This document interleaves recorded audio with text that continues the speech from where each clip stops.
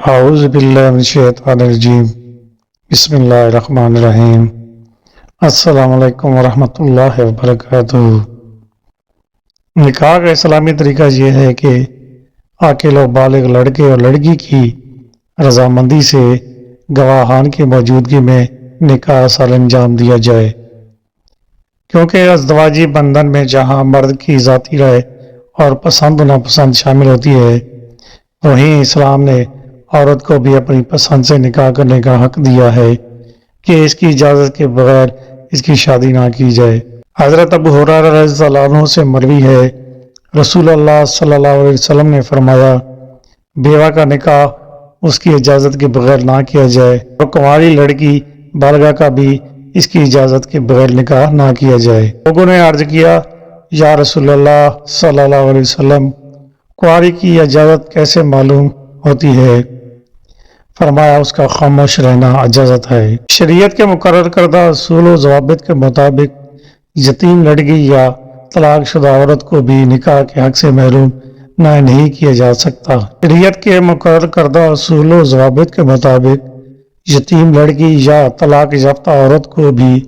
نکاح کے حق سے محروم نہیں کیا جا سکتا۔ قرآن حکیم میں ارشاد باری تعالیٰ ہے، اور جب تم عورتوں کو طلاق دے دو اور وہ اپنی عدت پوری ہونے کو آ پہنچے، تو جب وہ شرعی دستور کے مطابق باہم رضامند ہو جائے تو انہیں اپنے شوہروں سے نکاح کرنے سے مت روکو۔ ایک اور مقام پر ارشاد ہوتا ہے، اور تم میں سے جو فوت ہو جائیں اور اپنی بیویاں چھوڑ جائیں تو وہ اپنے آپ کو 4 ماہ 10 دن انتظار میں رکھیں،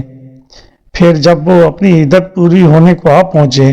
تو پھر جو کچھ وہ شرعی دستور کے مطابق اپنے حق میں کرے، تم پر اس معاملے میں کوئی مواخذہ نہیں، اور جو کچھ تم کرتے ہو اللہ اس سے اچھی طرح خبردار ہے۔ اسی طرح سورہ النور میں بھی ارشاد ہوتا ہے، اور تم اپنے مردوں اور عورتوں میں سے ان کا نکاح کر دیا کرو جو بغیر ازدواجی زندگی کے رہ رہے ہوں۔ اگر کوئی خاص رکاوٹ نہیں ہے تو والدین کو اپنی اولاد، بیٹا ہو یا بیٹی، کی شادی بالغ ہو جانے کے بعد جلد کر دینی چاہیے، جیسا کہ حضرت ابو سعید رضی اللہ عنہ اور حضرت عبداللہ بن عباس رضی اللہ عنہ سے روایت ہے کہ حضور نبی اکرم صلی اللہ علیہ وسلم نے فرمایا، جس کے ہاں کوئی اولاد ہو تو اسے چاہیے کہ اس کا اچھا نام رکھے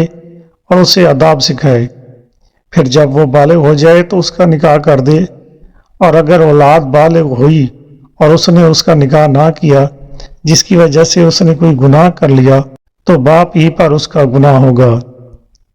مندرجہ بالا حدیث مبارکہ سے پتہ چلتا ہے کہ اولاد کا اچھا نام رکھنا، انہیں آداب سکھانا